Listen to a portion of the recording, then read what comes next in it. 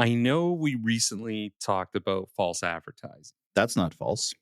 but have you ever seen those commercials on TV that are just straight up lying to you? Like I'm talking full on fantasy world.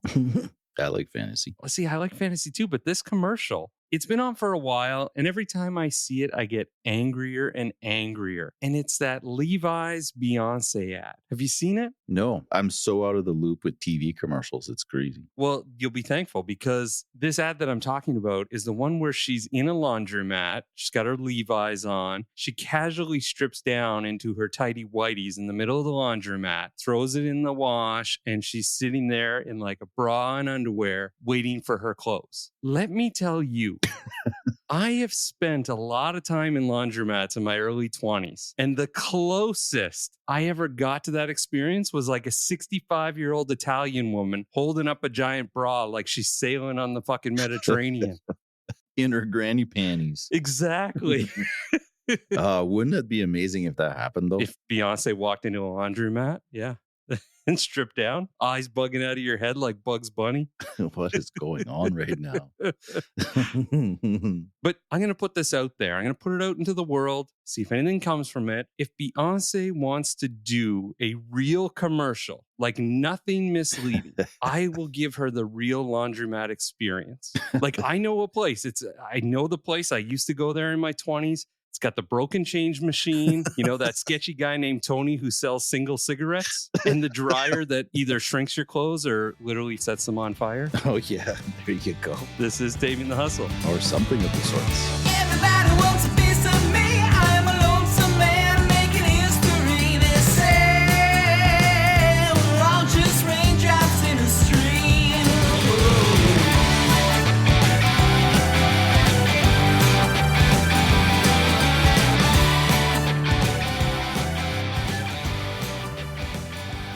She's just so ridiculously perfect. She's also Photoshopped. She is. But at the same time, like, Jesus, like that. Well, when I watched that ad, I yelled, Jesus. My wife's not sure if I'm praying to him or if I'm cursing him. Yeah. All right. Speaking of marketing, let's talk about something that keeps small business owners up at night. And it's not caffeine, not self-doubt or Pornhub. It's simply marketing. Yeah. Specifically, when the hell do you stop doing it yourself and hand it over to a professional? I've been there, man. I know. I've been there. I got the call. Tell you, it's worth it, though. Yeah, my bat phone rang and I picked it up. You're more like a Spider-Man to me than Batman. With great powers come great responsibilities, Darryl. Yeah, I'm more sensitive like Spider-Man. Yes, you are. You are sensitive.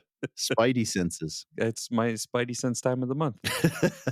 So I know I've touched on this topic in a few past episodes, but today I'm going to get into a little more of the nitty gritty of it. Let's get into the weeds. Yeah. As a small business owner, chances are you started doing everything yourself. Social media, website updates, email campaigns, maybe even designing your own logo in Microsoft Paint, which if you did do that and still have the same logo today, means you have friends and family that are fucking liars. It is a terrible logo. Do not believe them. Believe that. But at first, that's all fine. Generally, you can get away with it when you're first starting your business. Is it great? No, but it's fine. And I stress that it's fine. You don't want to grow your business on the term it's fine. No, I agree with that. Fine is not fine. Well, exactly. And starting a business is hard. You're trying to save money. And honestly, who else is going to do the marketing and branding for you? Nobody. If you're a one-man show at the beginning, in many cases, I know sometimes you come into a business and you buy a business that has employees and people in place that are already doing this. Yeah. But for small businesses like you're talking about, is often you're the one-man show. Exactly. I remember explaining to my team when I first started, I was like the homeless guy playing music on the sidewalk there, and he's got his feet are the drums, and he's playing the guitar and the harmonica, and he's banging his head to go have the cowbell go, and he's got the cymbals between his knees. It's true. You're marketing, you answer the phone, you're the janitor, 100%. You're running the core of the business, you're buying supplies. supplies, your everything. It's crazy. But at some point, your DIY marketing efforts start to feel less like money-saving strategies and more like a creative breakdown waiting to happen. Or a burden on your day too, right? 100%. There's something to be said of focusing on your business, which we brought up in past episodes, and Exactly. paying someone to do the shit that you're not a professional at. Yes. So I want to answer some of the big questions I get on a regular basis from small business owners, especially those starting out. And it's, when is the right time to transition to a professional? Should I hire an agency for little things or let them take over everything? And most importantly, how do I know if I can even afford it? So the first thing is recognizing the signs that it is time to hand it over.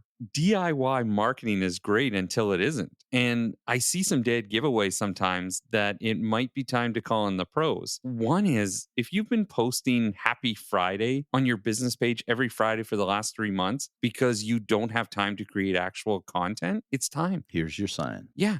Your website still has a coming soon on half the pages, and it's been 3 years. Here's your sign. Yeah. You have amazing products or service, but your branding looks like a high school PowerPoint project. Here's your sign. Again, it's time. You're spending so much time trying to figure out an algorithm that you know nothing about. You don't even know what an algorithm is.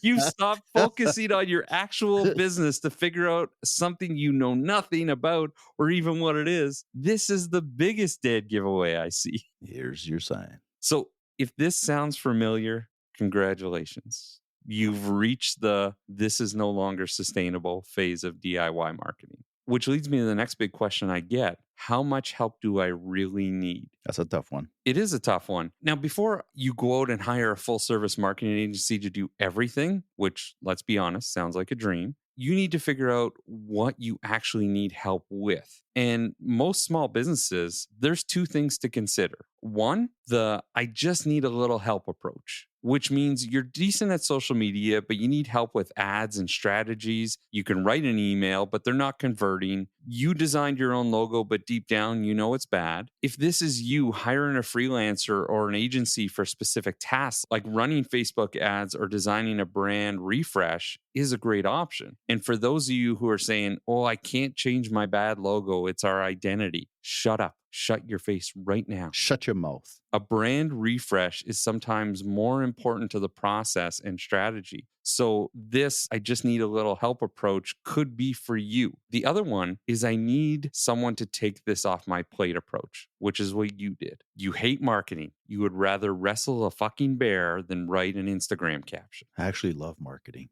Just not good at it. I love the topic. I love talking about it. I You love do. brainstorming about it. I just can't execute it. Exactly. If your website is outdated, your emails go unread, and you're still using Comic Sans font everywhere, and I hate you for it, We actually have a branded font. which is good. Do you know how many people use Comic Sans? It's embarrassing. It's all in the little details, man. Ah. Subconsciously, people see it, but it's important. Oh, yeah. But this "take this off my plate" approach, if this is you, it's time to hire a marketing agency to handle everything: social media, branding, website strategy, the whole package. And yes, it costs more, but it also means that your messaging will be consistent and actually effective. And with the right team, you'll see a return on investment. Yeah. And the time that you're saving on the marketing piece that you're not actually working on and you're focusing on your business is going to drive revenue, which Yeah. is in time should pay more than the marketing cost. Well, which brings me to the "can I afford it" question. Because hiring an agency for help sounds great until you remember that money is a thing and it exists.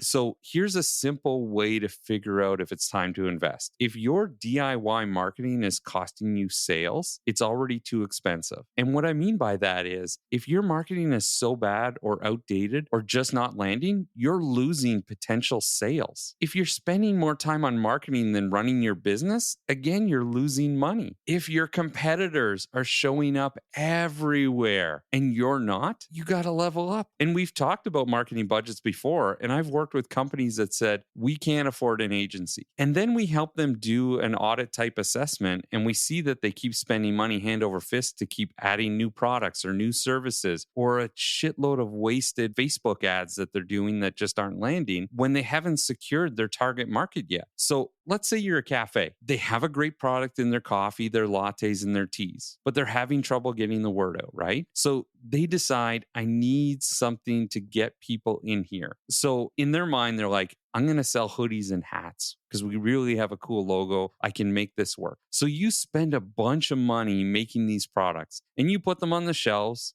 and still no one comes. Then you say, you know what? Maybe if we did branded Yeti travel mugs, everyone loves a good Yeti mug. So you drop a ton of cash and you get them nicely printed. They're sitting on the shelf and they're still collecting dust. Then you're saying, you're like, I don't understand. I don't understand why we're not getting the business. And then you're like, oh, I have this grand idea. What if we added food to the menu? Maybe it's sandwiches, maybe it's wraps, maybe it's French fries. I don't know. So you drop a bunch of cash on equipment and supplies. And still no one comes because you haven't fucking marketed yet. Yeah. You can be amazing at what you do. You can have an amazing product, but if no one knows you exist, it doesn't fucking matter. Exactly. So let's say on these additions, you spent $5 or $10,000. Well, you could have used that to hire an agency to help you get the word out about how good your coffees and lattes and teas are. Then all of a sudden you have more customers, which means more money. More money is where it's at. Exactly. So it's all relative, right? Like good marketing isn't expensive. It's an investment that pays off when it's done right. And a solid strategy can bring in way more revenue than it costs. 100%.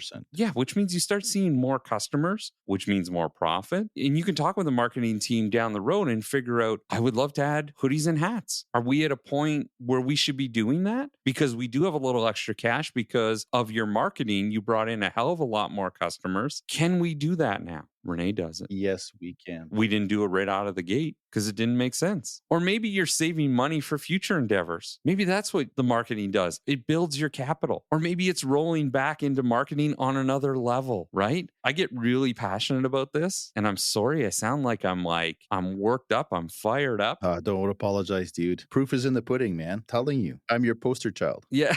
Well, I talk to people all the time about this. They're small businesses. They're really trying. They have a great product or they have a great service and I see it and I will give them advice. I'm like, here's some things you have to do. And they're like, okay, that sounds great. And then they're like, let me add 25,000 hats to my shelf that I don't need. Let me add, a sandwich maker in the back, which you don't need at this moment. What we need is to tell people you're great and you're not doing that yet. And one thing I can't stress enough is DIY marketers think marketing is 100% social media based now. I understand it's 2025. Social media is a giant piece of the pie. There's other pieces of that puzzle that need to fall into place that are outside of social media. People actually need to physically touch your product. They need to see you. They need to see your product. They need to see you in other spaces. 100% agree. Yeah, it gets lost. So at the end of the day, transitioning from DIY marketing to professional help is about knowing your limits and understanding your business needs. Some people get lucky. I won't deny that. And they can keep doing their own marketing forever. But usually with that, they cap themselves. There's a ceiling and they likely will never break through it. Yes, they're making good money, but they're probably not going to make any more. I get lucky from time to time. That's what Megan says. Yeah. Well, I wasn't talking about my marketing either. So like I was saying, those people will never break that ceiling, but others need to hand it off before they lose their minds or their business. It happens so often where we see a great product or a great business or a great service and you're like, oh my God, that's going to be great. And then they disappear. I remember in the early days of our planning when we were starting to develop our brand and our marketing strategy, and my old business partner would be like, oh, that's stupid, or that's not important. Yeah. It's like, I'm going to follow my gut and I'm going to listen to Darryl on this one. And where is he today? Dead. Really No. dead. No. If you've watched Freaks and Geeks, he's not dead. That's a Freaks and Geeks quote. I'm sorry. And he's a solid dude. So if you're constantly frustrated, overwhelmed, or just not seeing results, it might be time to bring in the pros. Whether it's hiring someone for small tasks, like I said, or giving them the whole strategy, the key is making sure your marketing is actually working for you. Stop draining your time. Stop draining your energy. It's so simple. Okay, here's your challenge. Take an honest look at your marketing efforts this week. Are you crushing it? Or are you drowning? And if it's the latter, maybe it's time to call in the reinforcements. Very few, because I pay attention to marketing all the time. Very few times have I ever seen do-it-yourselfers crush it. I agree. Just putting it out there. All right, that's it for me. Go make some decisions. And for the love of God, never, ever use Comic Sans ever again. I thought you were going to say never, ever use condoms again. It's like, where is he going with this? We'll be right back. Are you closer to retirement than to the beginning of your career? It might be time to find out if your savings are more vacation or staycation. Let's aim for pina coladas by the beach, not ramen noodles by the TV. Hashtag call René And hashtag text Ryan. of St. Cyr and Associates. So what are you talking about today? I want to educate you guys on how transferring assets from one institution to another works, like the behind the scenes stuff, because people don't understand how that works. And it's not to say that it's intricate, but I think it's more important than we realize. And the process is very archaic. So I just want to go through, if you're looking, let's say you were looking at working with our firm and you had all of your money at the TD. Yeah. Well, there's a process there for us to go and get those assets. And let's talk about it. I just want to bring this up before we even get started is I had some stuff with Scotiabank long ago, and I told you we had a conversation and you said, move that over. And so we did, but you would not allow me to go into Scotiabank and say, I'm out, bitches. Yeah. You told me not to do that. I think it's so wrong. It should be part of the process. I wanted you to be a little more tactful. Well, that's a good point. Let's start with that. When you make a decision to transfer your assets and you've had a longstanding relationship with your advisor, if that's the case, a courtesy call or an email or text or something, or like you say, a visit in the office to say, listen, I've made a decision. I'm moving my stuff. And, it's been great working with you. It's classy. Yes. It's tasteful. Yes. But if your advisor's an ass, then you can go in the branch. Then you can do the bitches thing. Yeah. Yeah. Okay. The process is often different depending on the type of investment or the type of product you have. Okay. Whether it's an RSP, TFSA, or non-registered. Typically, the receiving institution will send a transfer document to the relinquishing institution to let them know that we're transferring it so that it maintains, let's say it's an RSP, so that it maintains RSP status so there's no tax implication. So that is first and foremost very important. If you're moving over $1 million RSP portfolio, you want to make sure that there's no tax implications. No kidding. But what's interesting in this day and age, Darryl, is that we're still in the stone age when it comes to this process, is that we physically fax a transfer document to the TD. Oh my God. The fax document goes to the transfer department, and then it takes them 6 to 8 weeks to get us the money. And then they physically mail a check. It's insane. Yet we're sending billionaires to space for a little joyride. It's insane. It's absolutely insane. It's insane. There are a handful of processes now that are wire transfers. We've seen it done as quickly as 2 days. Yeah. So maybe there's a small shift in evolution in this space, but it's turtles, man, slow moving. So we fax, some accept emails, which is nice because then you have proof that the email was received, because with faxes, even though you have a fax confirmation, it doesn't mean they got it. They'll easily say at the other end, well, we didn't get it. And that happens all the time. It's such a painful process for my team and I to actually go through this, because we in fact have a dedicated person on our team. We call them follow-ups. So they do follow-ups on transfers all the time to make sure that they happen in a timely fashion. So if an advisor or even a bank that doesn't have the resources to do that, it takes forever to get this shit done. That's so frustrating. It's really, really painful. And that's why I wanted to talk about it, because, it's nice to set the expectation when a client decides to do this,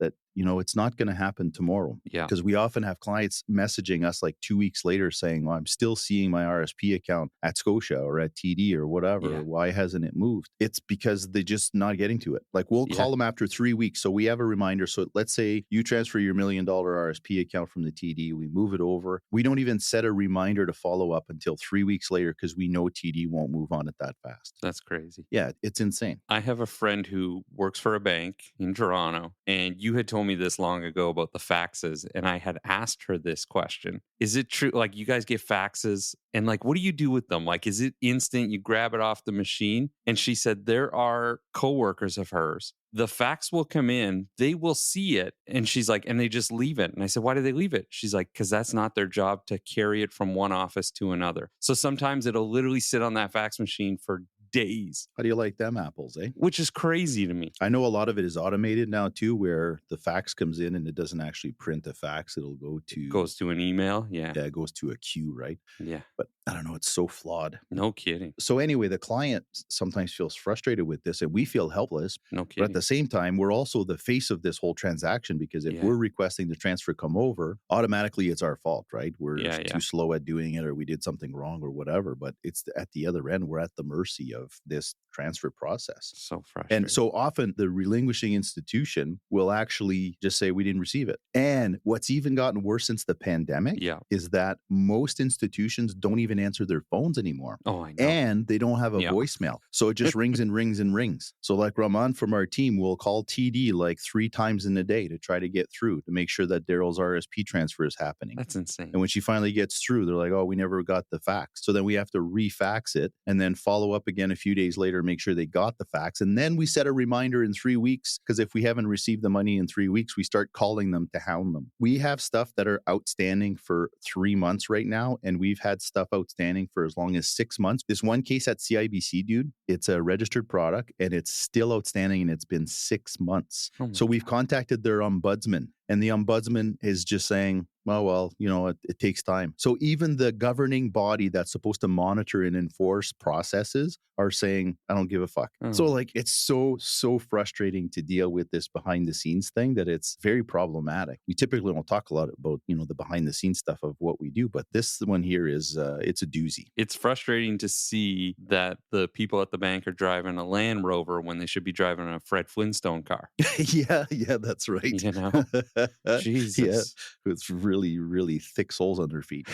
So the other thing is being very clear on what you want to transfer, right? So let's say you have a NVIDIA stock that you're a big fan of, Mhm. and the rest of your portfolio is either stocks or bonds or, you know, a mutual fund portfolio or whatever. And you decide you want to keep just that one NVIDIA stock. Well, you have to be very, very clear with your advisor that you're wanting to keep that intact. Because let's say from a non-registered perspective and you have a huge capital gain, you want to make sure there's no disposition on that, right? Because even if you were to move it over in cash and just repurchase it, well, there's a disposition. You could be stuck with that capital gains tax. So you either decide to leave it with the current institution or you request it in kind. So the next step is, well, do you move assets in kind or in cash? And that could happen in any account. It could be an RSP, a LIRA, TFSA, non-registered, you name it. Okay. Is that in kind means that if you own a basket of goods, doesn't matter what it is, whether it's GICs, mutual funds, bonds, stocks,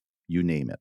You move that basket of goods intact and essentially you just take it and we just plunk it into our shell account. So the underlying investment don't change. Oh, okay. So let's say there's an RBC global equity fund that you really like and you don't want to give it up. We just move it over in kind. Gotcha. The advantage to that is that if it does take 6 weeks in transit, then you stay invested for those 6 weeks. Oh, okay. Right? Because whether it's with the RBC or it's with us, you're still maintaining the same underlying assets. Gotcha. So we have the ability to go get, say, an RBC, even if they're RBC mutual funds, because we're licensed with everyone in Canada. Yeah. We'd move that basket of goods over to our firm. And then we take a look at how we're going to make changes and recommendations to the portfolio. And then we do it all internally so that there's no time out of the market. Yeah. The other option is in cash. So people will often say, you know, I don't want to move this in cash. It's in an RSP, or I don't want to move it in cash. It's in my TFSA and I don't want to deregister my TFSA. What in cash means doesn't mean you're turning your TFSA or RSP into cash and having the tax implications. What that means is you're moving the account in cash rather than the basket of goods. So you sell off the stock that you have, you sell the mutual funds that you own in the portfolio. It's liquidated in cash inside the RSP and then they mail us a check. Okay. Gotcha. Instead of moving the basket of goods in kind and just bring it over to our shell account and keeping everything intact, you're then moving it in cash. So, you know, the risk then on the flip side is moving everything in cash could be problematic if there's a huge increase in the market, right? Where you may lose out on some possible growth in your portfolio if you're out of the markets for 4 to 6 weeks while this whole process is in transit. Right? No kidding. So on the flip side, though, it's not our job to play God and start trying to time the market. But in the off chance that the markets were to drop, it could be a savior as well, too. Yeah, true. Right? So if you move that RSP account out at the RBC and it's 2-3 weeks out of the markets and the markets tank, it's impossible for us to tell. Yeah, so whenever possible, what we do is we move the assets over in kind we take it over. And then that way it protects the client from this unknown time delay for getting these transfers done. So there's no real perfect answer or solution to get this done, but we try very, very hard to make this as seamless as possible. But you got to remember, we're at the mercy of everybody else that we're working with, right? So the relinquishing institution really holds the cards, unfortunately. Well, and it's such a relevant topic because, well, not just because of our podcast and educating people on the importance of a certified financial planner, but at the same time, I feel like our society has really grown and people are really investing these days as opposed to how they used to, say, 20, 30 years ago. 100%. And when you go, I know friends who are like, oh, I know you told me to call René, but the guy down the road, I saw him at a grocery store and I decided to start working with him. And then 6 months later, like, okay, that guy's a douche. So how do I move my shit to René? Right. And then I feel it's more relevant and happens more often where you kind of just jump on that first offer because you're like, oh, this sounds great. They sound like they know what they're talking about. And then you realize they don't. And moving it is so relevant today. So now you're dealing with two transfers. The guy at the grocery store probably took over your investments from somewhere else. True. So if you were a do-it-yourselfer and you were on Wealthsimple and you transferred it from Wealthsimple to Scotia, and then 6 months later you realize the Scotia guy's not even there anymore because he moved on to pizza delivery or something. Yeah. That was good. If you haven't heard that episode, you got to go back. And listen to it. And then you're transferring it again, 6 months later to our firm. So yeah, it's a process. Yeah. And disclaimer, it's important to find the right person. Absolutely. And to not do this too often. Yeah. Unless necessary. Yeah. So then the next thing, I said I wouldn't talk about taxes, but then the tax implications. So going back to bringing it in kind versus in cash is, let's say you have like a corporate portfolio with $2-3 million in it, and you've had this portfolio for some time, and you may have upwards of $1 million to $1.5 million in capital gains taxes to pay. So you want to make sure, like what we would do in that case is that we would bring it in kind and we would manage it, and then we would decide, or we would come up with a strategy on how to most effectively pay these taxes, maybe over a number of years, to get into the right portfolio that we've recommended to improve their investment habits, right? Gotcha. So rather than just pull the $3 million in cash and just say, well, we're going to pay the $1 million capital gains tax on it this year, we bring it over in kind, and then we come up with a strategy to be as tax efficient as possible. Having said that, if you're working with a ding-dong that doesn't know what he's doing, that could be very, very problematic and could cost you a lot of money. We actually ran into a case just in the past week where the client, because of the volatility we're seeing in the markets with our good friend south of the border, Donald Trump, he said, I just want to transfer it out in cash, and I want to make some changes to my portfolio to kind of protect my legacy. But there would have been like an $850,000 capital gain that we had to deal with. So I was like, whoa, put the fucking brakes on. But at the other end, the other advisor was just about ready to press the red button like he was going to detonate a friggin' nuclear bomb. It's like, no, do not do that. That's a lot of Benjamins. Yes. Oh, my goodness. So transferring assets could really implicate some tax problems that you want to make sure that you're making some very informed decisions on how you're going to move this money.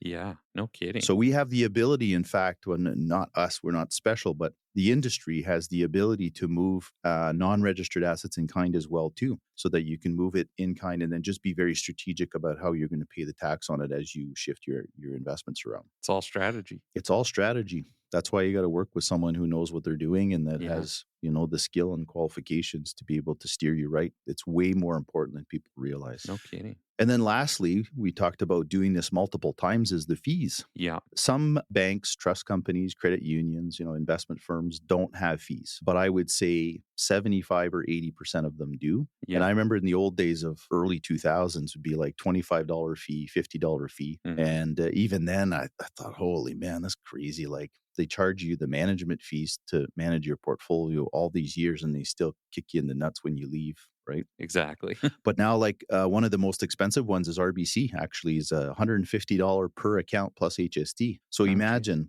if you have an RSP and your spouse has an RSP and you each have a TFSA and you each have a locked in account and possibly a joint non-registered account, and you're young enough to still have an RESP. Oh, and your kid has a disability, has special needs, and qualifies for the registered disability savings plan. So, now you're at 9 accounts. So transferring 9 accounts at $150 plus HST, That adds up. it adds up. So, you do that once a year because you're switching banks or whatever, and you're just kind of chasing the flavor of the week. Yeah. Could chew away at a big chunk of your return depending on how much money you have. No kidding. I once saw a case at the TD. So this woman was a nurse, and at RSP season, she would just do some preliminary tax stuff and just dump $150 into a GIC RSP account at the TD. So she had like 5 RSP accounts that were GICs that were all coming due at $150 plus a little bit of interest. And the TD was charging her $50 to transfer it out. So she was going to lose a third of every certificate. Oh my God. I physically walked into the bank. I'm like, this is highway robbery, guys. This is like a No license to kidding. print money. So I finally convinced the bank manager to combine all of her GICs into one RSP account so there would be one transfer fee. But Okay. otherwise, if no one would have questioned that, this Yeah. poor woman would have lost a third of her investment Holy. in transfer fees. That's It was crazy. just stupid. Oh So my- stupid. But anyway, things people don't pay attention to and don't realize. And sometimes it's not until it's too late Yeah. because the transfer happens whether you know about it or not. There's supposed to be disclosure, but very few people talk about it. Yeah. So you get your final statement where it shows the account balance is zero because the money's been transferred to the other institution, and you see your $150 fee. Well, by then it's too late. Yeah. Who are you going to call? You can't call anybody and bitch about it. They're not going to do No. anything. We can't even call to get the money transferred. Yeah. Right? So you So, pick up the phone. You think someone's going to give a shit about your $150 fee? No one gives a Yeah. shit. It's crazy. We live in a world and no one gives a shit. That's insane. Mediocrity is acceptable and no one's accountable for anything. Yeah. Sometimes to that point, like let's say you had a TFSA account. So Mm-hmm. TFSAs are non-taxable. Of course, they track your contribution limit in that. But if let's say you only had $10,000 in a TFSA account, Yeah. it might make sense to cash in the TFSA and repurchase it, say with us. Yeah. Because if you cash in your TFSA account, you redeem the whole amount and you have them put it back in your bank account, there's Okay. no fee Yeah. because it's Yeah, not a yeah. transfer. Yes, I It's see. a surrender. Gotcha. So if you're surrendering your investment, then you can turn around and repurchase it. And of course, you get all of your TFSA room. The only time that becomes a problem is if you're maxing it out. So if the limit Okay. this year is 102,000, but you've grown your portfolio to 202,000 and you have a $100,000 gain in there, Yeah. you don't want to cash in the 202,000. You're only going to get the 102 room back. Yeah. No kidding. So you just want to make sure that you're strategic about that. But there are little loopholes from time to time when we get lucky that, we get to save those fees. But Yeah. it's a topic in our industry that we don't speak of very much. Yeah. I call it a shit show. A shit show. It's a shit show that I felt was Yeah. important. You guys learned a little bit more about, No kidding. yourself included, because it's funny. Yeah. Of all the conversations we've had, we've never really talked about this. Yeah. That's it for me, man. I don't want to stretch this topic out too much, but these are some important items that I just wanted to shed some light on. When I retire, if you want to hire me part-time to walk into banks and be like, pick up the facts, you bitches, I'll do it. We'll be right back. At St. Cyr & Associates, we believe in seizing the day while securing your future. That means living fully in the present while building a better tomorrow. Make a positive impact on the world while savoring every moment. Hashtag call René, responsible investment specialist of St. Cyr & Associates. I've said bitches a lot this episode. Yeah. I don't feel like I'm cranky, but You got anger issues? I don't know. I just, when we talk about the banks, I get worked up. Good thing I don't work in finance because my stress level would be through the roof talking about banks all the time. God, I hate to sound like I'm shitting on the banks, but you know what? They often deserve it. Just little stuff. Like again, this week, I ran into this poor lady who was making like $32,000 a year, and she'd been saving in her RSP. And why is the bank recommending an RSP savings account anyway? Like, you don't need the tax deduction. You're in a 20% tax bracket, and when you retire, you're going to be in a 20% tax bracket. Even more beneficial, you do the TFSA. So when you draw from that in retirement, you're not going to have the taxable income that the RSP will create, and then you'll have a greater chance of qualifying for the old age security supplement. Like, there's no advice there. It's just to just kind of roll with it. We spoke in an episode one day where it's like we have a bunch of doctors' office with people walking around with white coats, but no one are really doctors. They just call themselves doctors. All right. You brought this up to me the other day, and it's a topic that I think is so relevant for most people, and that's happiness. Yeah, man. That is a choice, in my opinion. No I'm kidding. glad we're talking about this. Well, we're sitting in 2025, and whether it's turning on the TV and listening to politics, no matter what side of the aisle you're on, or you're at the grocery store dealing with some douchebag, or it's at work or it's at home, it seems like more times often than not, we're chasing after happiness. Perfect example this morning. I always make coffee at home because I like to think I make the best coffee in town. Yeah. But every once in a while, I just want to feel treated like somebody made me a coffee. So I'm going through the drive-thru this morning, and it was a bit of a wait. Mhm. And the server says, "Oh, I'm really, really sorry about the wait," which led me to believe that the person in front of them was bitching about how long it took and just Yeah. decided to be cranky and bitchy, like a Karen, right? Yeah. I'm like, "Don't worry about it, dude. I'm sitting here. I got my heated seats on. I'm listening to Yeah. some good tunes. Like, don't worry about it. It's all good, man." And it just totally changes mood. Yeah. It's like a conscious decision to just say, am I going to get fucking frustrated because this is taking more time than I would expect? Or am I just going to chill and just roll with it? That's the thing. There are people who can find reasons to complain even if they won the fucking lottery. Absolutely. And that's what I wanted to talk about is the conscious decision of just being happy, right? Yeah. Having the right mindset to just say, I'm going to be happy today. One thing Megan and I say every day now, I don't know, I saw this on friggin' Instagram like, I don't know, 6 months ago or something. Yeah. One of the first things I say to my wife in the morning, I'll say good morning, I'll give her a kiss, ask her how she slept, the usual. And I'll say, hon, today is the first day of the rest of our lives. Let's make it a good one. Nice. Because it's that fucking simple. 100%. I think a lot of people think happiness is something they'll achieve one day, which I think that's where the mindset shift comes in, right? 100%. Like people will think when they have more money or when they lose weight or when they get the perfect job or when they finally take that dream vacation. But I think the reality is that if you're miserable now, you're probably still going to be miserable sitting in that chair in Bora Bora. Absolutely. I've asked people, I'm like, why are you not pinching yourself right now? You have like the best fucking life ever. No kidding. Like you have a great career. Your business is killing it and you love doing it. And you got a loving family. You're so tight to your family. Yeah. Drive a beautiful vehicle. You're healthy. You're in good shape. Fuck everything. Everything's going right for you. Why the fuck are you not like over the moon? Well, and that's the thing. Happiness isn't about where you are, what you have. It's about how you think. 100%. It's that choice you make daily, like you said, when you wake up and you say that to your wife. You can choose to focus on what's wrong, or you can focus on what's good. Even the small stuff, like the fact that coffee exists, or that your dog thinks you're a fucking superhero for coming home every day. Yeah. Those things are amazing to think about. I know. And believe me, I'm not perfect. Same. I choose to be happy, but there's days where I let life get to me and I get fucking grumpy and I'm like, I don't like myself when I'm grumpy. I don't like being miserable or unhappy. I got to shake this. Yeah. Right. So then you just got to like, it's almost like a reset button, whatever it is, getting a good night's sleep or a workout or just, you know what? I've been practicing mindfulness more these days just to kind of reset. Happiness doesn't happen on its own. You just got to No make kidding. a decision that you're going to be happy with your life. And for me, what I've observed is that happy people are more successful. Yes. Right. So you create that snowball effect of happiness is that the happier you are, Yeah. better things are going to get. Like it just makes for a better life. Be happy.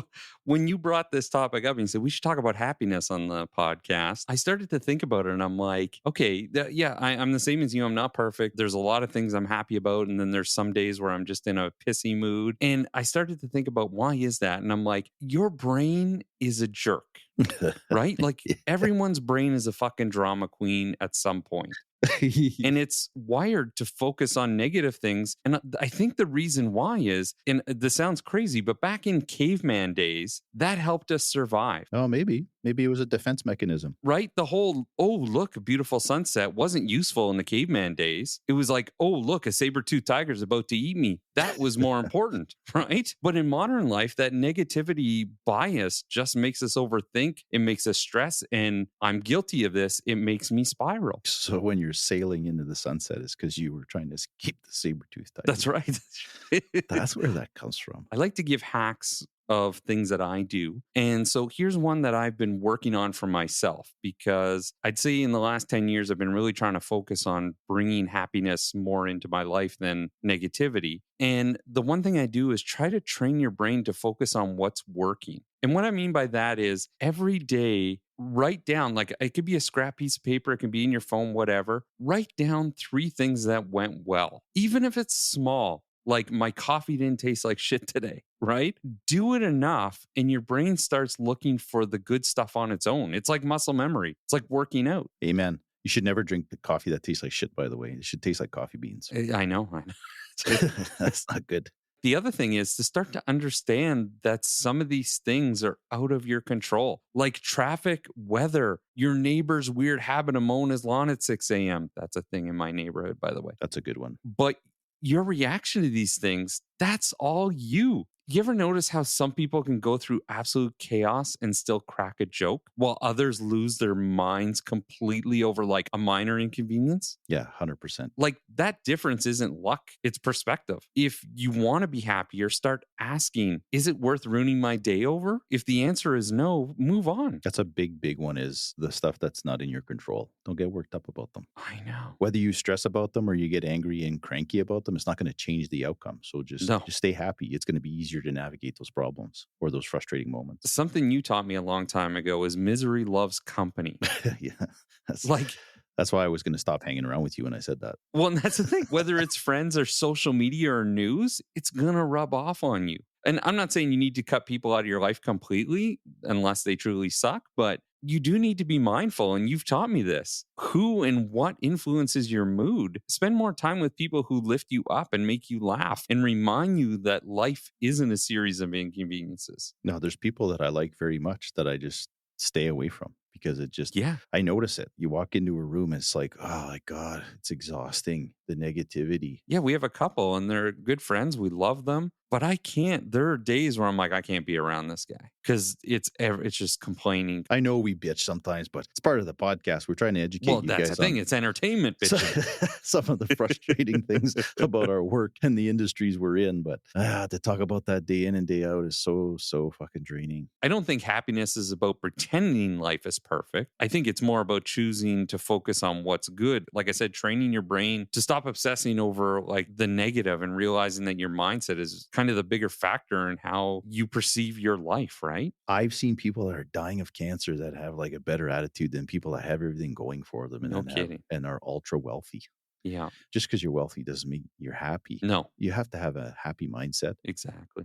So there were 3 things I wanted to bring up. One of them you stole from me. Oh, I'm sorry. I stole it. I bet you that didn't make you happy. You fucking ding dong.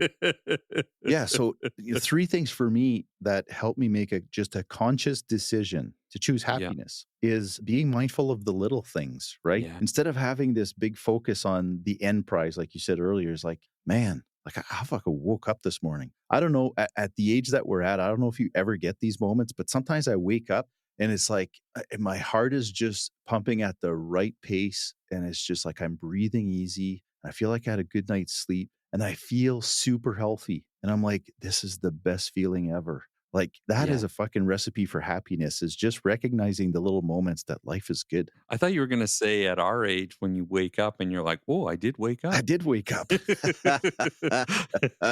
I do get those moments. Oh shit, I'm still here. And another thing that you touched on was another important point of mine is it's not about the shit that you have and the success that you're experiencing that should determine your happiness. Because like I know this person in my life who has not a pot to piss in, right? Can barely afford a little fucking beater car. Yeah. But has so much joy for life and is so outgoing and is so happy. Like I remember giving her a piece of furniture and she was just so over the moon. And in fact, she took the furniture apart and repurposed the wood to build a shelf that was more appropriate for the space that she lived in. Amazing. And was over the moon that I had done this. Like happiness is not a reflection of how much money you make, what car you drive, where you live. Like the other thing for me is simplicity. Sometimes you got to take shit out of the equation for happiness. Yes. Right. And even physically, I'm a minimalist when it comes to my office space, when it comes to my living space. Yeah. Even in my car is like, I don't like having shit laying around. I don't like visual clutter. Visual clutter is stressful for me. Yeah. One of the happiest times of my life, and I've said this before in prior episodes, was when we lived in that little shitbox apartment,